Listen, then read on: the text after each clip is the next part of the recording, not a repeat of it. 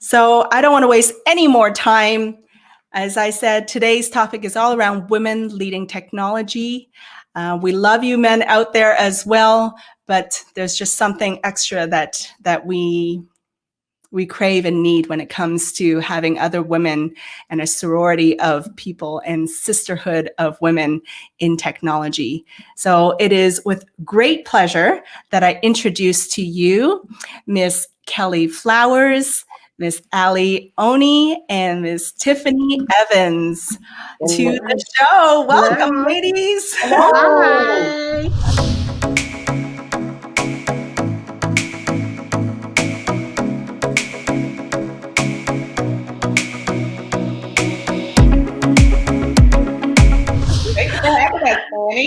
This is awesome. I mean, even as we were preparing for the show, I got this like great energy and vibe just from like being in y'all's presence. So thank you. Thank you. Thank you.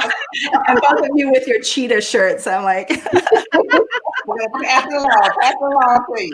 I want each of you to kind of introduce yourself, because I don't think I'll do it justice, but also like how you developed a passion for technology and how you came up through your career in technology and how you discovered it. So let's start with you, Miss Kelly Flowers, the CEO and founder of Women Leading Technology. How did you develop? How did you even develop this passion and curiosity around technology? It's interesting. Actually, from a young kid, I actually loved technology. I just love the way things work and how they come together. And so I've always been interested just to kind of understand the mechanics behind, I'm always one of the mechanics behind everything, but the mechanics behind how technology comes together. And so when I had an opportunity, because I've been in the industry now for a little over 10 years. And so when I was introduced to technology, it was through my sales skills because I have a great sales background. And so they said, hey, you might be great in actually selling some networks. And so I developed my career actually in that arena. And then down the path, I stayed on that path for a while. And then my last and final journey, which I am on now with S.T.E.A.A.M Data Systems, I actually am a technical solutions agent, which I absolutely love because it gives me an opportunity to really learn the mechanics behind all aspects of technology, whether it's for cybersecurity, whether it's for your network, whether it's for your UCaaS. It gives me the opportunity to be able to really understand the mechanics behind it so I can be a better servant to, some of my clients out there and future clients. Yeah, so you touch upon such a key point, I think, is this curiosity, right? Yeah. Around how things work. Yes. I thought that sparked my curiosity, certainly in that field as well. Exactly. And what about you, Alli? How did you develop a passion and a career in technology? How did you get started? So I was kind of a different path. So I went to a technical school. So I went to a really strong engineering school and I was a communication major. Mm-hmm. And so I was the kind of that joke where, there are these people in this school of humanities and social science across the campus, What's great is it was a technical school. So we all had to graduate with the same basics that every engineer has. But being in communication, I got to work with people who were doing some really cool stuff. I went into management consulting because I was really curious and loved to solve problems and was just this person who ended up being a bridge to help people who were working in technology work with businesses and solve problems. So I really kind of became this bridge person. And since I had a technical background, I was never afraid of technology and I was always a really great translator. And that has allowed me to work on amazing projects. I've worked in aerospace and defense, so I've worked on missile systems. and technology that supports that. I've also worked in consumer packaged goods, right? Everyone wants to know the formula for ruby red lipstick. So when you think of all the things people do, I know. And all the great clients I've gotten to meet, but it's always been a marriage of technology and people. So I'm really team people and believe technology is here to enable us to explore our world and understand it better. And that hasn't gotten old yet. Love it. Awesome. And you, Yeah. Ms. Tiffany, what about you? How'd you get started in technology? Well, actually, it was kind of happenstance in a way. My background is more in education and communication. So I started out teaching, having a tutoring business and homeschooling my children. And fate kind of led me into a career in journalism. So I was a magazine editor for about, a little over 10 years. And I saw just firsthand how that the digital, it was during the time, to date myself, that the digital revolution kind of took hold and really transformed the way the publishing industry connected and did business. And so technology, it impacted my career in just a really big way. And so I ended up transitioning out of that role and back into education. So I was in the classroom for a little bit, just long enough to know that I didn't want to be in a classroom. And so I pursued my tutoring business full time, and, just working with children up through executives and written communication. And then COVID hit and just changed everything. I mean, like in the snap of a finger, literally, my business that was very face-to-face interaction could no longer be. And it became virtual. And if it weren't for technology, I would not have survived that transition. So two instances where technology played such a huge role in my career.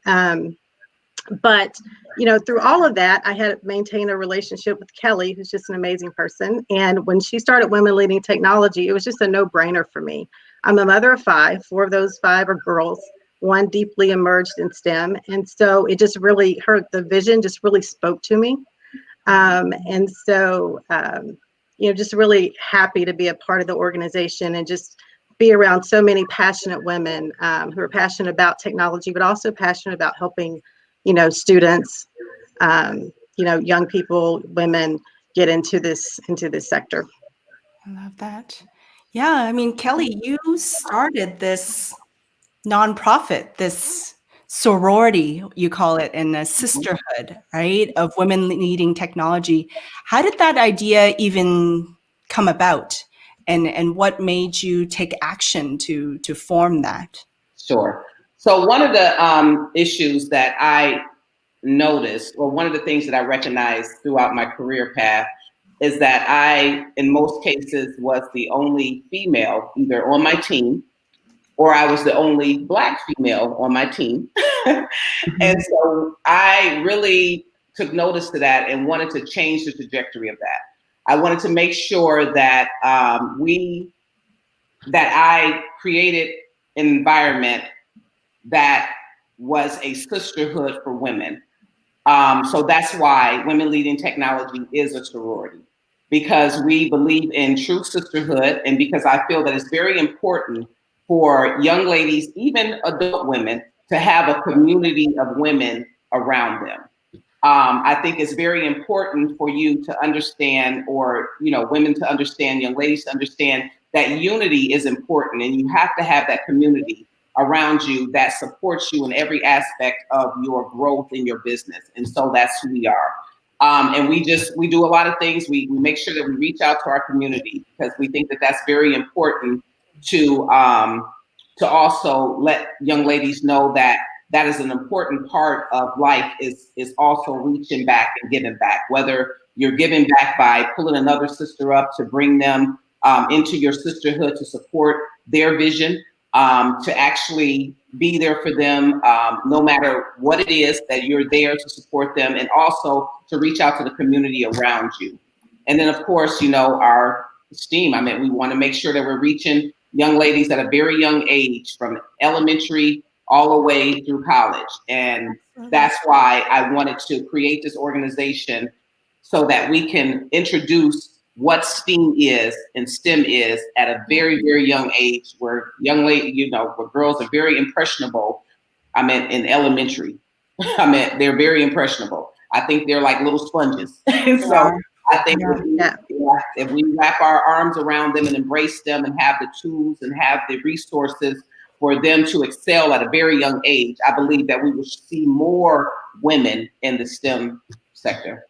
Absolutely. Because even for me, like if that woman, I mean, I wish I knew her name. Like if she hadn't come to my high school, I really don't think I would have ended up where I am. Mm-hmm. I would not have gotten into engineering, and I would not have ended up in technology. That's awesome. And it's because of that one little speech she made. That's right. In this random high school, right, in her life. Exactly. So, I mean, I do think there is some challenges to this exposure to technology, right? And like, I mean, Tiffany, you head up communications and education, right? Like, why do you think, like, where do these challenges come from, and what are they, and how do they exist?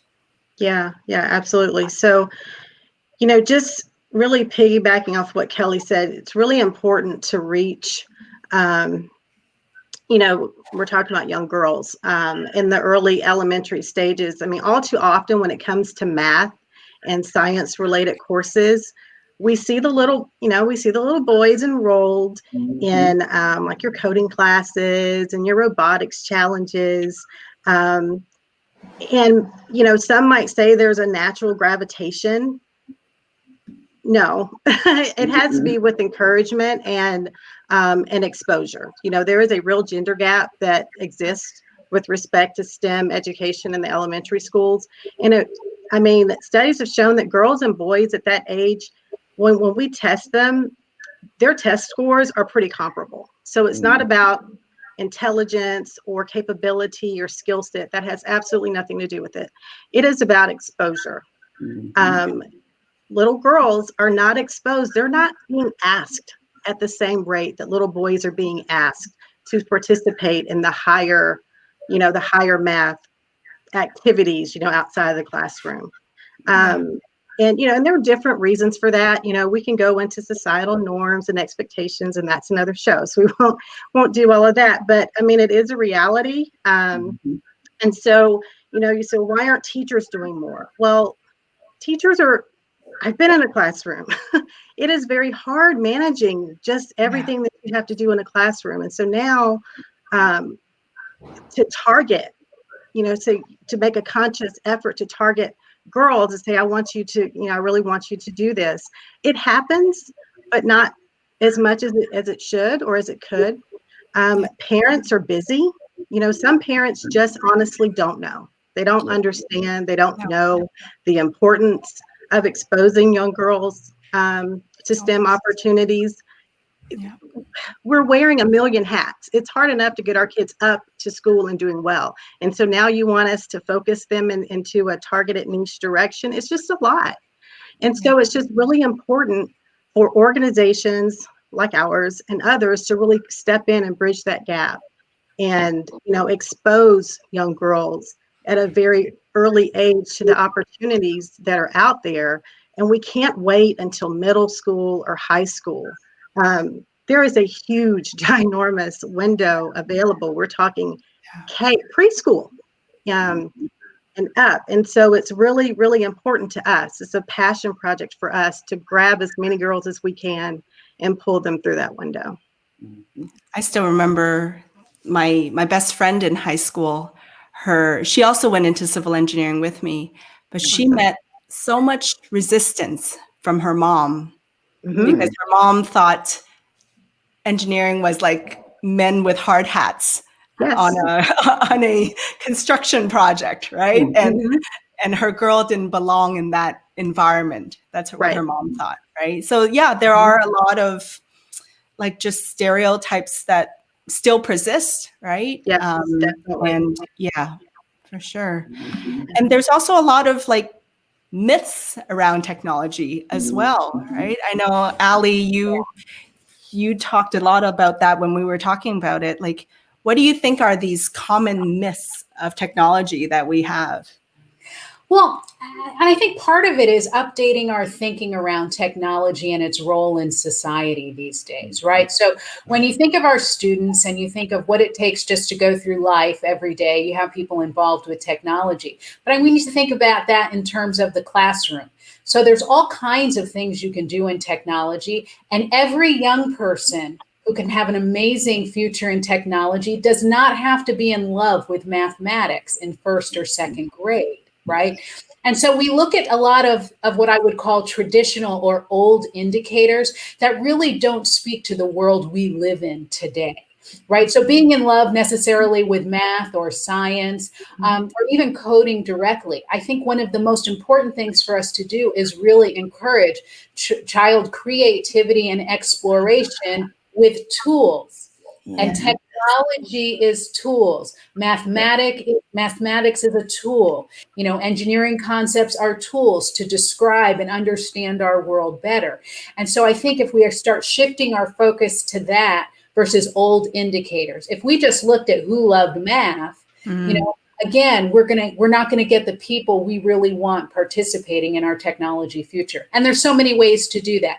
Kelly got in through sales. I came in through communication. I've spent over 20 years working on enterprise systems, the most complicated systems across the globe, right? And I've loved every minute of it, right? Tiffany came through the classroom. So there's not one way to participate in technology. So when we look at our students, we have to stop thinking there's one indicator that says they'll be successful.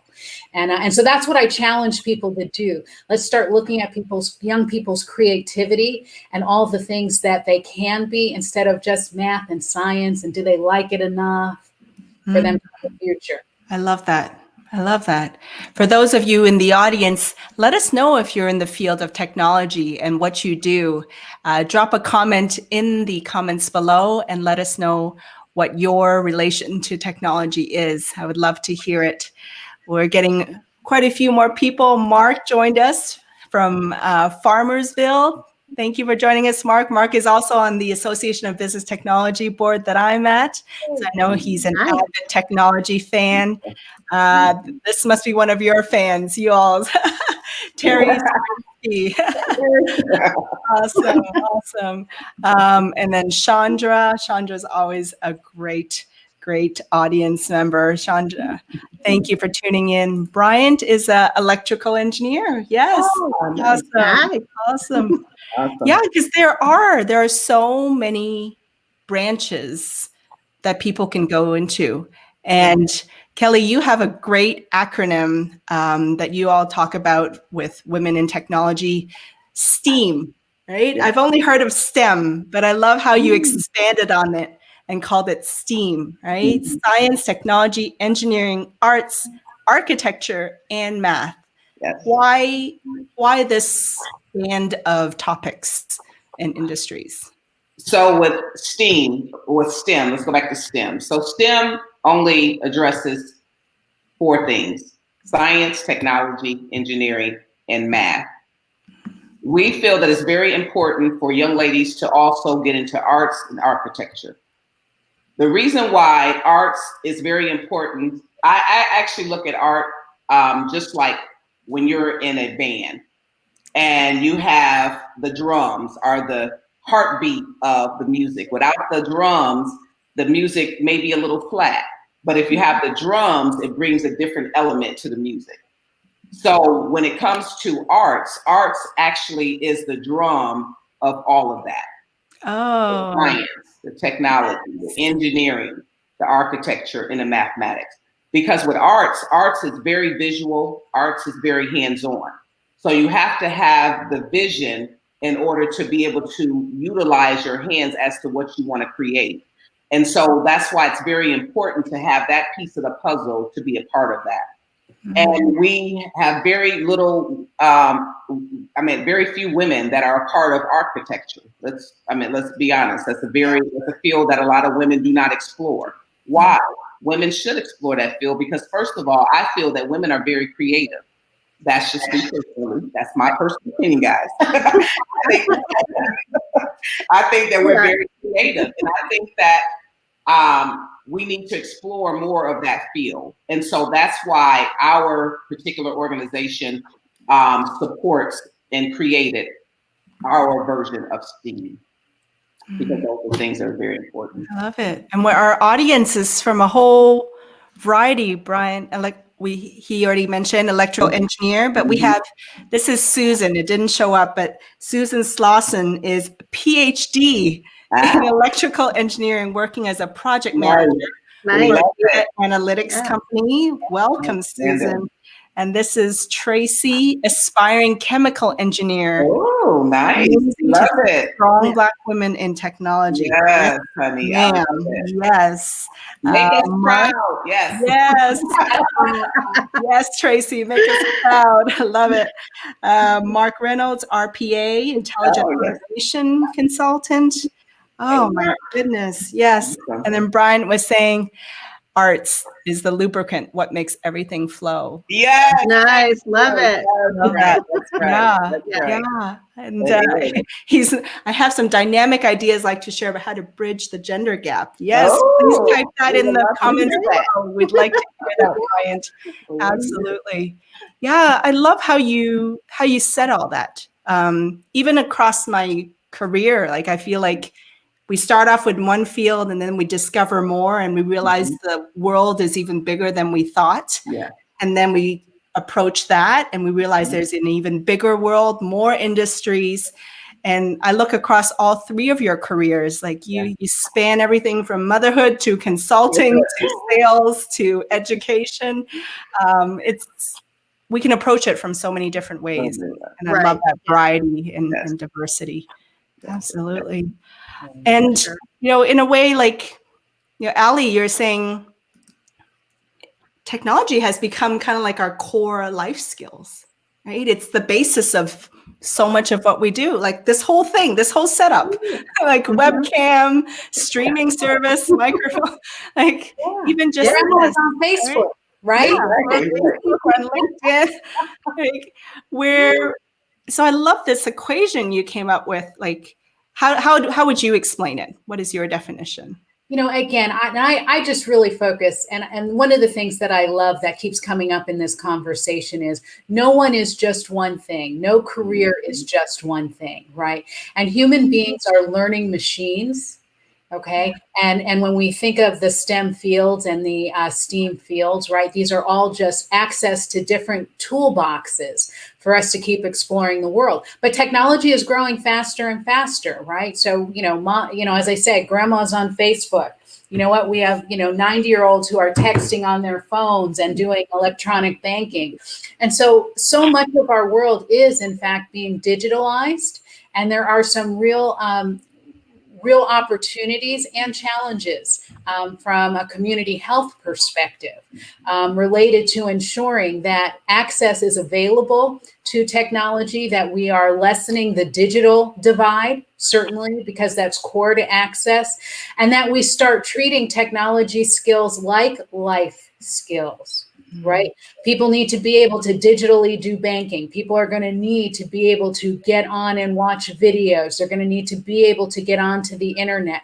They're going to have to be able to manage security, to manage their own identity online, right? And a lot of this is kind of from an IT perspective and Internet of Things. But again, these are becoming kind of core life skills. And so it's really essential that we start looking at our younger generations and start treating them that way. It's not for the lucky, it's not for the wealthy. These are core life skills that need to start being integrated. While it's fun and exciting, and it's something kids get to do versus something they have to do, under pressure in the real world. So I think there's an opportunity, and I think it's really important that we show up as leaders. And I want to just go back to, that one great lady whose name we don't know, who showed up at your school and decided she was going to talk about engineering and what a career could look like.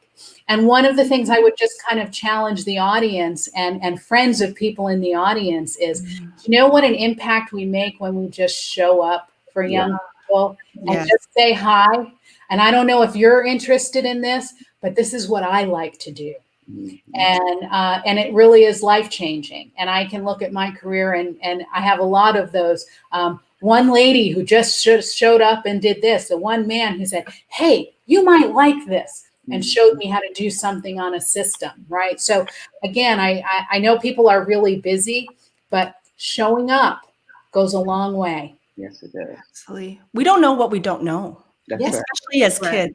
We think, especially That's in right. high school. I feel like our world is so insular. We think life is high school. Mhm. I think that's all there is. Oh goodness, that's not true.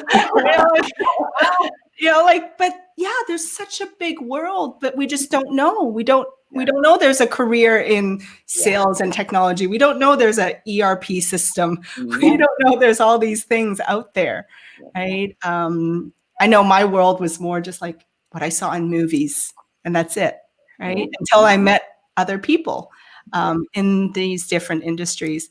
And it's funny you talk about technology skills as core life skills. My mom has been up in Toronto, and I haven't been able to see her in over a year because of COVID.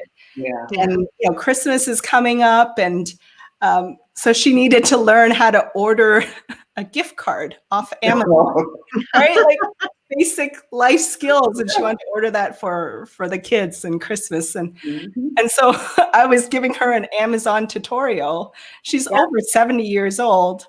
I mean, talk about core life skills, right? Yeah. Well, one of my favorites is my friend. She has a little adorable 2-year-old, and he was waving the phone at me, saying, "It's broken. I can't see Grandma." I remember, phone days when you didn't actually have pictures, right? So again, progressing so fast, but we've got to teach our young people how to keep up.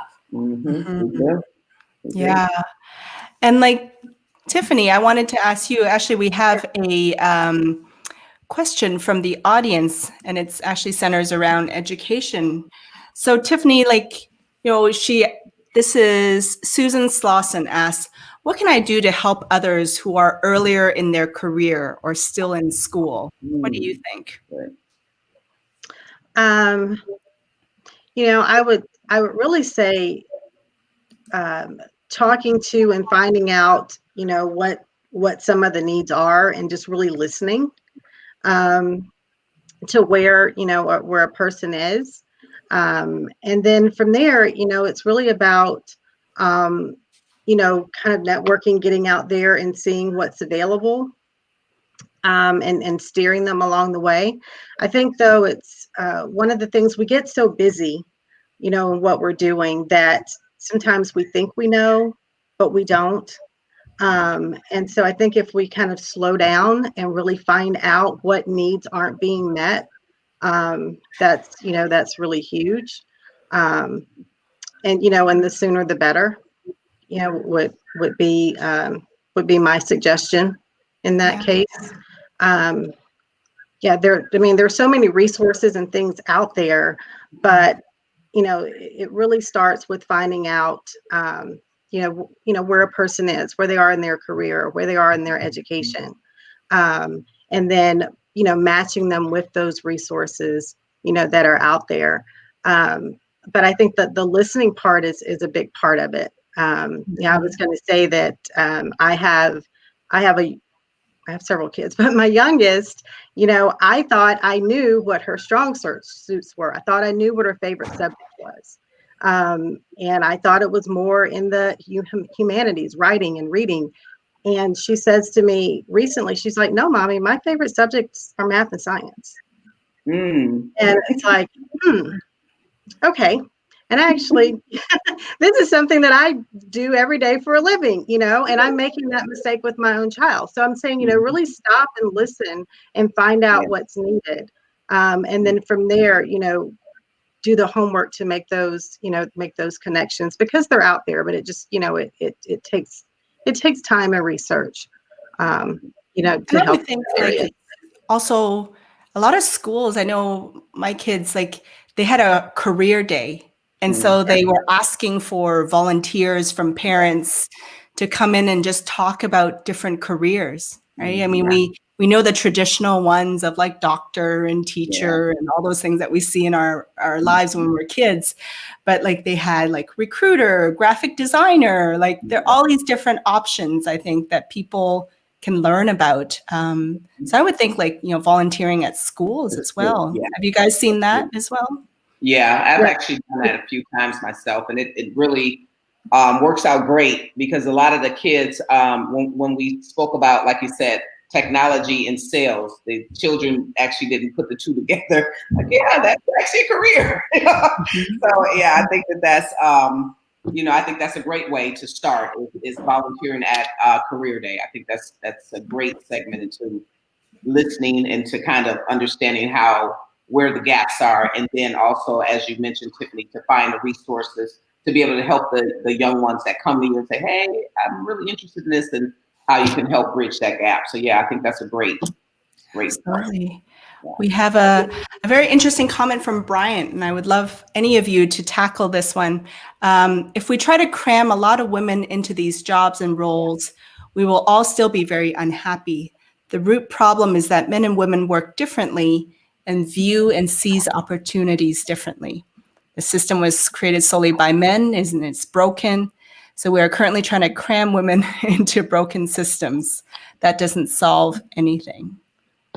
Any comments? I would love to hear your perspective. Go ahead, Alli. Yes, I do have a few thoughts on that. And so, I think one thing, I think we do want to be careful, and I don't think the system was necessarily solely created by men, because even in our absence, I think sometimes we have to kind of own what we didn't show up for. So I think there's a little bit there. But what I will say is our work environments are changing all of the time. And I think this is an opportunity right now. And we've just been thrown COVID. And people are operating and interacting differently. We have 4 generations that are very, very active right now in the workforce, and they all operate entirely differently than one another. And I think so we are at a critical point where we can really seize the opportunity and start looking for new ways of working, new ways of collaborating, flattening out our organizations, being less hierarchical. And looking at some of those things. But I think it's every work environment, people need to take the initiative and say, is there another way to do that? And I think one of the things that we can do too is whenever we're sitting at a table where decisions are being made, ask yourself who's not there. That's right. Why? Who are we missing? And what are we missing out on because they're not participating with us? And that creates amazing awareness and really does help us set direction on the things we can do differently. So I always like to focus on what the opportunity is.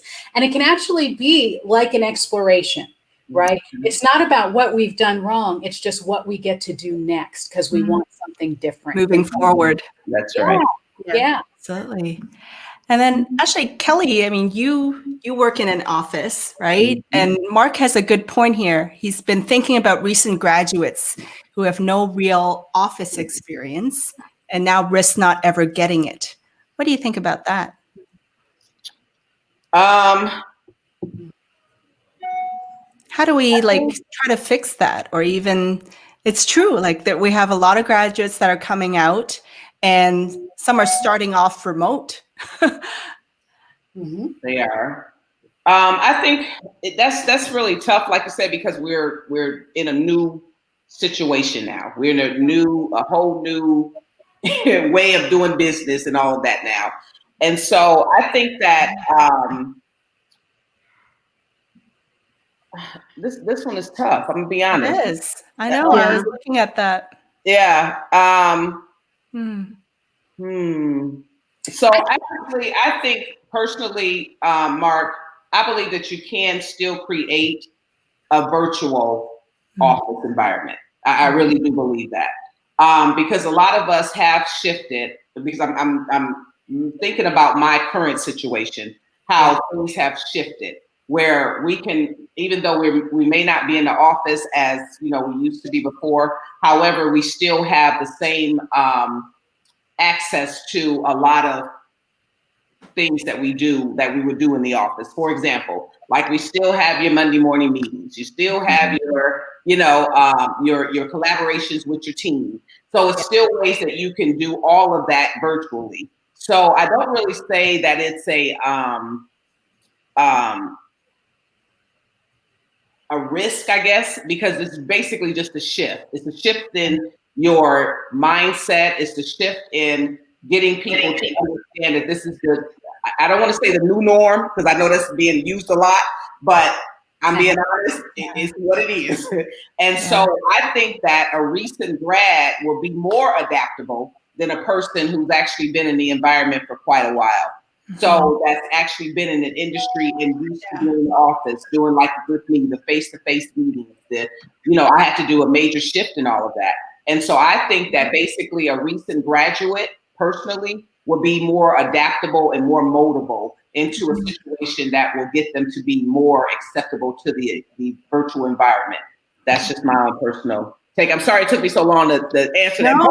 No, and I think a hard one. it's true because we're in a new territory, right? Yeah. It's a new way of working, and but I think as long as the organization, I think, is conscious about it and makes extra effort to involve, especially the new employees and new graduates, I think that in itself needs to be like a concentrated effort to do that.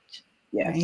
Right? I was going to your point, Fanny, I was going to say, I think if more companies, corporations committed to what you just said. For example, I know like for the internships over the past summer, hearing from students, a lot of them had their internships canceled because of COVID.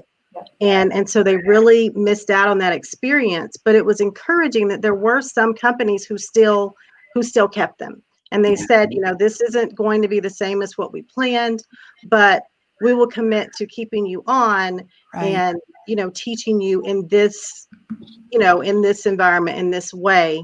And so I think it was still, valuable, for these students. So getting that type of commitment, that type of participation from decision makers and companies is very critical, especially now, so that we are still preparing young people to be able to enter the workforce and and be successful.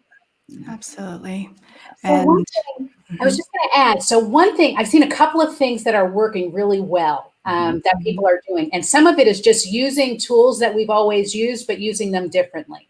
So for example, you get on a Zoom meeting or a Teams meeting, and it's like a standard meeting. You've got people there for a particular reason. You've got an agenda.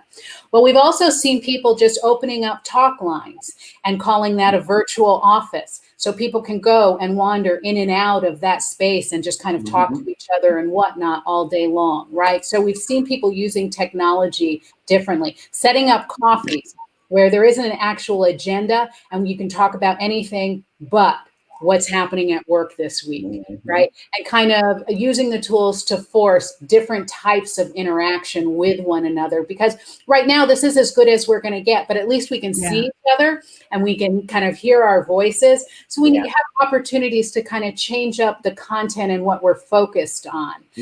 So I think it's a different set of challenges, but people have been giving good feedback on some of those. And I'm sure everyone in their office is doing some version of that. So we should start collecting some of those too. And getting them out for people. Right? Yeah. And Debbie was saying, it's great. Like, I think having all these perspectives, I just realized like my window, I have all these like dots on my face. I'll talk over here. This is live, folks. Debbie was saying, I work in educational publishing and I do a lot of STEM and STEAM presentations, and it's great to see women encouraging other women. Absolutely, Debbie. Thank you. Yeah. And like Tiffany, you all have a initiative you're working on, right? Yes, you all we do. At Women Leading Technology have this idea of a university for this cause and for this vision, right? Right. Tell me about that and this idea of like experiential learning that's involved with it. We're so excited. Okay. Look at the big smiles everywhere. Yeah, we're really excited about. We're really excited about everything we're doing. We really are. With the university, though, it's really putting into play everything that we've been talking today, all of our experiences, and as well as a concentrated focus in the different areas of STEAM. And so, we talked about the challenges of exposure and the myths and all the things. And so what our vision with the university is really addressing all of that. Being that organization that, is getting out there, partnering with schools to let them know that we have, the different courses and things that we're working on. Just because of the climate that we're in, we're looking at starting it as a virtual type of academy, but again focusing on all grades, but definitely the younger, the K through 6, and it is an experiential, hands-on type of approach. So we're looking at bringing in experts, professionals from the community to conduct workshops in various areas, and then teaming that with our mentoring program, so that we're pairing the older kids with the younger kids, so they're learning together, and they're learning the leadership skills as well. And so we're just really excited about it. So we'll still continue some of a lot of what we've been doing, which is partnering with different organizations and sending young girls to STEM camps like with the Girl Scouts, but so the university will help us do more of that. So we're really excited. And what would some of those courses look like, or what are some of those courses? Looking at, like this is, we won't be doing it this month, but like this is chemistry week, for example. And so if we had the university intact right now, more than likely we would have someone come in, leading workshops, or, with the chemistry, focus. Wow. Yes. And so we're wanting to break down those different areas within STEAM and have very hands-on, experiences for kids, but, doing it virtually. Love that. Oh my gosh. What courses are you looking forward to, Kelly? I'm actually looking forward to just about everything, but most importantly, I'm looking forward to the architecture piece, because I think that piece is going to be amazing, just to see young ladies explore their creativity in that area. So I'm really looking forward. And how cool is it to have access to like a real life architect, when you're in K to 6, right? And I think even for me, like even my daughter, right? Like I think they don't realize the impact of, or the application of what they learn in school in real life. That's right. They don't realize that learning formulas and math or something can lead to calculating the force or something of a building, or architecture and, angles and all that. Like, and I think that part is missing a lot from schools, is like, how do I apply what I just learned when you're just cramming quizzes and tests, homework, and I don't see how that lives in the real world. That's what I love. I love that you said that, Fanny, because I think that if a kid is a person that struggles in math, let's just say that they're a struggler in math. However, that individual is very creative with their, the way that they think, and the way that they can take that and put that in a formula of creating a masterpiece of a building. I think that you can correlate the two of those together to see how that person can actually learn math based on what they know about the angles and building different things. I think it's a way that you can bridge the gap and bring those together to make math a more interesting, because sometimes it's not about that they can't learn it, it's about the interest of something. So when you're very interested in something, you'll put your heart and soul into it, because you're so interested, and you're like, I want to learn this, I want to do this. And so I think if you can put the areas where there may seem to be a weakness, like with the math, and bridge that with architecture, I think that will actually open up a lot of areas for the struggling kids, or Absolutely. I mean, that's just the way that. I mean, the other day I heard some learning and development coach talk about using Legos in his business coaching class, right? Mm-hmm. We need that in the schools. We do. Like, you play with Legos and you get to build something. Yeah. That's architecture. That's learning to forces and when it topples and all that. Right, exactly. Right. Yeah. We've taken a lot of creative differently. Yes. People learn differently. So I was that math student in college. And it's not that I couldn't do calculus. I just didn't understand why I was doing it. When people actually gave me problems to solve, suddenly I became really good at calculus. I could do learning curves. I could do curves for anything if I was solving something. But to just approach math for the beauty and elegance of math, that really worked for me. It can be a little tough. Exactly.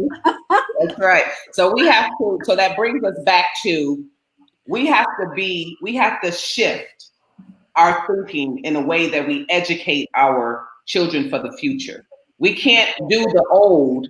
We have to be creative, and we have to come up with ways that's going to bring out the creativity and bring out the beautiful, creatures that these young minds are, and just kind of just see because they are so full of knowledge, we just have to figure out, we have to stop trying to fit them in boxes. Yeah. Yes. We have to let them be creative and let them explore and let them figure out what their path is. And let's not try to say, this is what you're going to do as parents. When you're so good at this, you should do this. Like, you're going to be this. I'm good at it. I don't want to do that. So, we have to make sure that we allow them to be, just creative. I think creativity is so important, and you have to, and that opens up so much. That just opens up your mind so much to be creative. I mean, I just think we need to do more of that in schools instead of trying to fit them in all these little boxes. That's just my own personal opinion. Sorry. I heard a great line that someone said, and it actually stunned me, and I've been thinking about it a lot ever since. And they said, you know what? There are 3 institutions that are very, very similar: prisons, hospitals, and schools. Wow. That's a problem. It is. That is a problem. Wow. That's very profound. Wow. It really is. So we're trying to do our piece to kind of fix that and offer alternatives and focus on the experiential part. That's right. So we've got work to do. We do. We really do. It's a wonderful challenge. A challenge you are passionate about. Yeah, I have a question from the audience from Tracy. She's our aspiring chemical engineer, right? She asked, for recent graduates, what advice would you give for assimilating into the industry and making the most impact? How do you work towards achieving the most fulfilling career? Who wants to offer some insights on that one? I'll try one. So I'm just going to speak to what I did that worked for me. And I was a little insecure when I started my career, so I didn't walk in thinking I really knew anything, but I did know I could do hard, right? So I knew that I could work really hard and I could finally figure things out. So that was always very helpful. But you know what? I realized that first off, I'm going to learn my craft. And when I think about how I spent the first 3 to 5 years of my career, I tried to learn everything I could. I tried to sit next to every senior person I could, in my offices. I tried to learn my craft first before I tried to lead it. And I think we have a lot of pressure on young people to be everything all at once when they start their careers. We expect you to lead. We expect you to learn. We're expecting all kinds of things. And so I would encourage students to take a step back, breathe, learn, and figure out what you love. That's right. There's a lot of pressure. It is a lot of pressure. Yes. Yeah. It is. Yeah. And then we end up working hard towards something that may not actually be our passion. Yeah. For sure. Yes. Yeah. Get caught up in that. Yep. It's like, what am I doing? Yeah. Yeah. Why am sure. I doing this? Yeah. Yeah. Exactly. Definitely. Yeah. Now, Find your path. Alli, you all have a passion and a vision around servant leadership as well, especially in diversity and inclusion. Tell me more about that. Sure. Well, so part of being a sorority is we are a service organization, right? And so that just goes through the blood and DNA of everything we do as an organization. And looking at diversity and inclusion, I also include equity in that, right? But I think it's about a change in perspective, not necessarily a different result that we're trying to generate, but it's actually looking for new ways of working and coming from the perspective of service, right? So how do I use my skills, my platform to create a more hospitable space for diversity, inclusion, and equity? It's not necessarily about tweeting about the gender gap or the equity gap. But really, what can we do in our daily environment? So I think what I love about the organization is we task ourselves to be real in the moments of our lives and our jobs, and look at it as, how do I be of service? And if I'm going to summarize it, it's really about making space. How do I make space for people who aren't like me, who do not think like me? And a big part of diversity is diversity of thought. So it's not just what do we look like, but what do we think like? What kind of perspectives do we come from? What kind of experiences have we had? Because we know, and all the stats show it, we know that adds very specific value to every product and every process within an organization. But at the end of the day, part of the reason people don't do it is it's harder. It's harder. It's harder to sit in a room with 15 And people uncomfortable sometimes. That's right. Yeah, and it's uncomfortable, Yeah. right? And work things through. And it's about saying what's not comfortable. It's about talking about, I still don't know what you're talking about. Say that again, right? Yeah. So it's asking people to step out of the comfort zone with these things. And as leaders, we have a particular responsibility, not just to encourage service, but to create a safe space, to create an environment where it's okay to make mistakes. It's okay. It is. And for me, it's okay to disagree. It's okay to disagree. Like all of we those, can still be friends and disagree. Right. Imagine that. exactly. Yeah. That's actually It's okay. Yeah. And again, that goes to the making space, right? And I think if we do a lot of those things, we make environments that are more attractive to more types of people. Yes. Absolutely. Well, I mean, that ties in a lot to the event you're having, right? Yes. That's the whole core of the event. Tiffany, you all are organizing an event all around servant leadership and what you call the creating circles of service, right? Yes. That's going to be November 12th. Tell us more about that and what is the vision behind that and why are you having this event? Yeah, absolutely. So again, we're so excited. We're thrilled about this event. We'll be virtual, kind of a diversity, inclusion, equity summit, if you will, and we're partnering with the Young Women's Preparatory Network, and we are just over the moon about that. They are just such an amazing network of young ladies. For those who don't know, it's just an award-winning all-girls public college preparatory school. The base here is in Dallas, but it's a network of schools. They have schools all across Texas, and they are just doing amazing things for young girls, especially those in underrepresented demographics. And so their mission, they just have a sincere mission to help young girls succeed. They have a very strong STEM initiative, and so we are just so Yes. Yes. There we go. That's it. Yes. Those are the young ladies. And so we're just so excited to be partnering with them. The event is titled Servant Leadership and Diversity and Inclusion, Creating Circles of Service. And we just have a wonderful, we have a panel of professionals and students, some really dynamic ladies, some who might just happen to be with us today.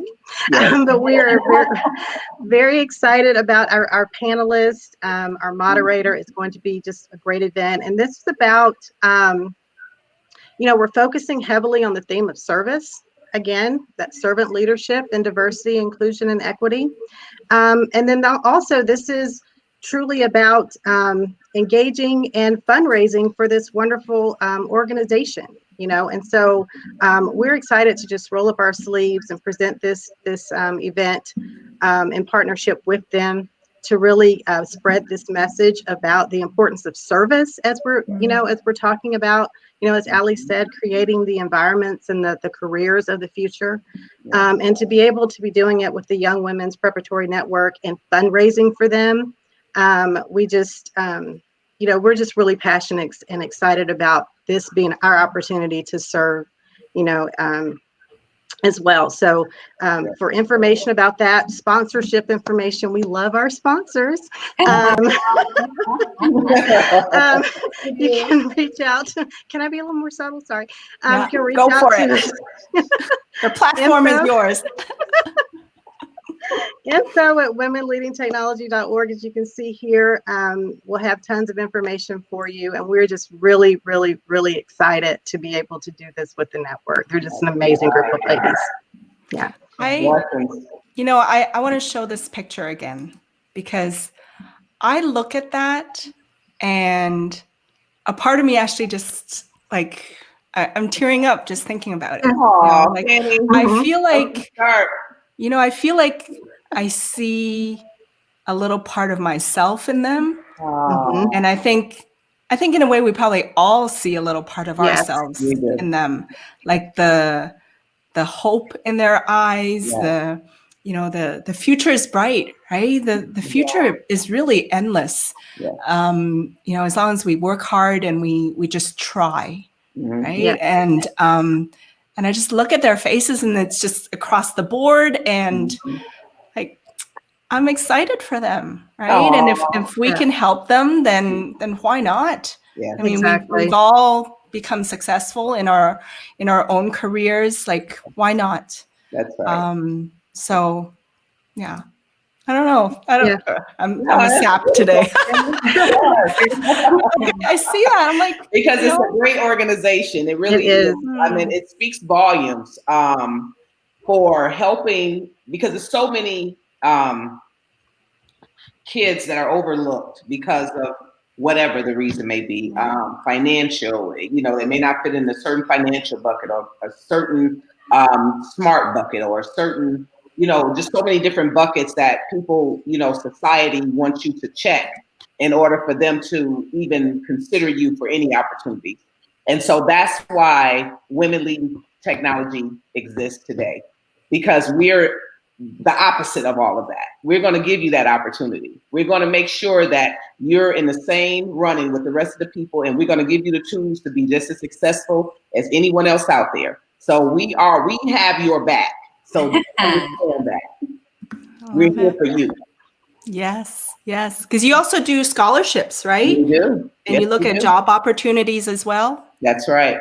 So we do sponsors, and that's what our whole organization is about. When our sponsors sponsor us, you're not just sponsoring Women Leading Technology, you're sponsoring something way bigger than we can even imagine. You're sponsoring those little girls that you see on that picture. Those are people that you're sponsoring. You're sponsoring those young ladies who parent has never graduated from high school, but they want that opportunity to be able to go off to college. You're sponsoring them. You're sponsoring that young lady that said that I want to be an architect, but I don't have, what it takes to be an architect. We're going to give you the tools and everything you need to be that architect. That's what we do, and that's what your dollars go towards. So we are here. We need you to help us to help them. So that's what our scholarships are about. Yes. And I think also just to remind them that it's okay to dream big. Yes. I think if I look back at the little girl that I was, I didn't dare dream big. right? Like Break my heart, Fanny. yeah, no, but but it's life is a journey, right?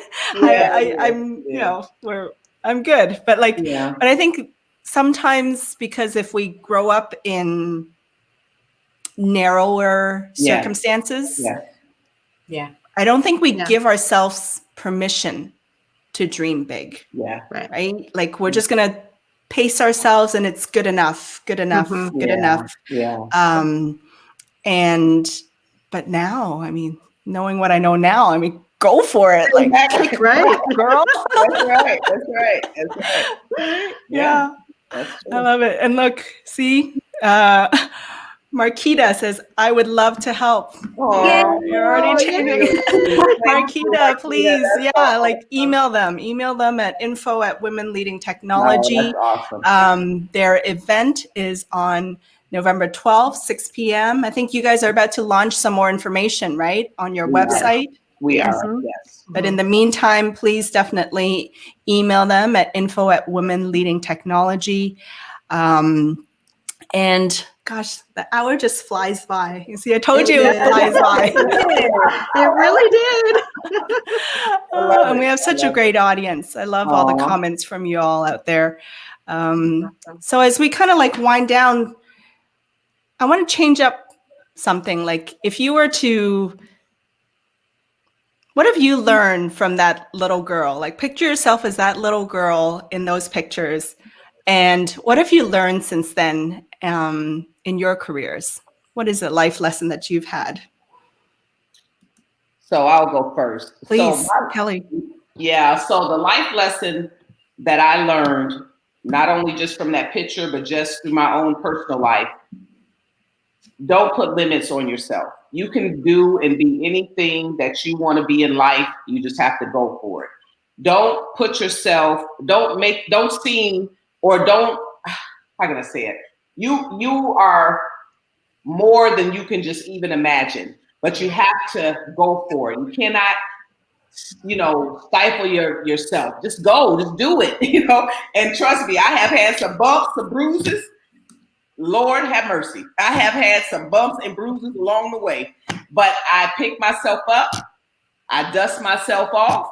I may go in the back and cry about it. Trust me. And I have had some tears and I cry about it, but I pull myself up by the bootstraps and I'm like, hey, I learned something from this. Next time I won't do that.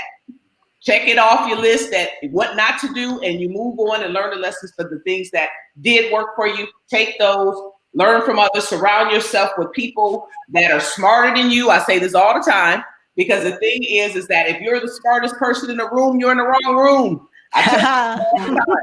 So make sure that you surround yourself with people that can help you to grow, because we are always learning for the rest of our lives. So make sure that you are a person that know that you can do anything you put your mind to it. Don't ever, ever, ever put limits on yourself. That's my life lesson.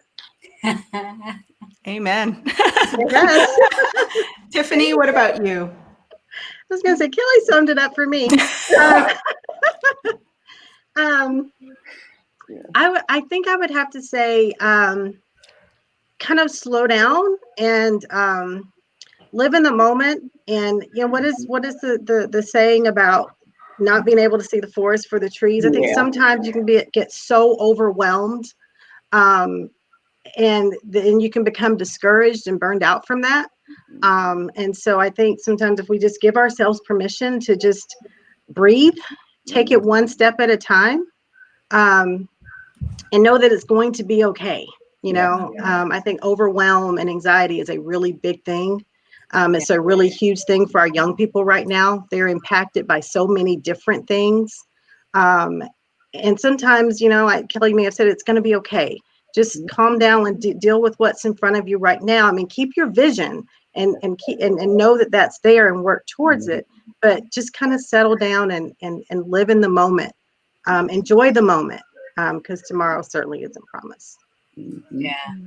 Alli, what about you? That's nice.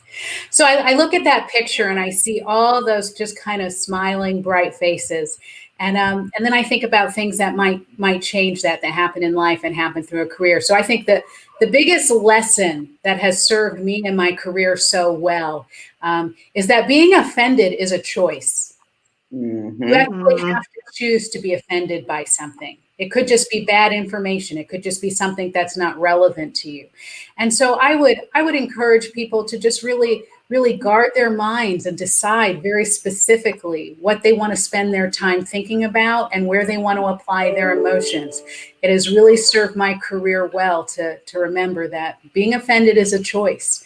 And in this day and age where there's so much opportunity, I think it's a skill that could serve people well. I love it. Yeah. Great. Beautiful. Ladies, oh my goodness. My heart is full. Thank you. Thank you. You all are amazing. The initiative that you're doing is amazing. I can't wait for the event. All of you out there, please email them for more information. And thank you. Thank you. No, Thank thank you you for your time. Thank you. We appreciate you. So awesome. We love it. Amazing.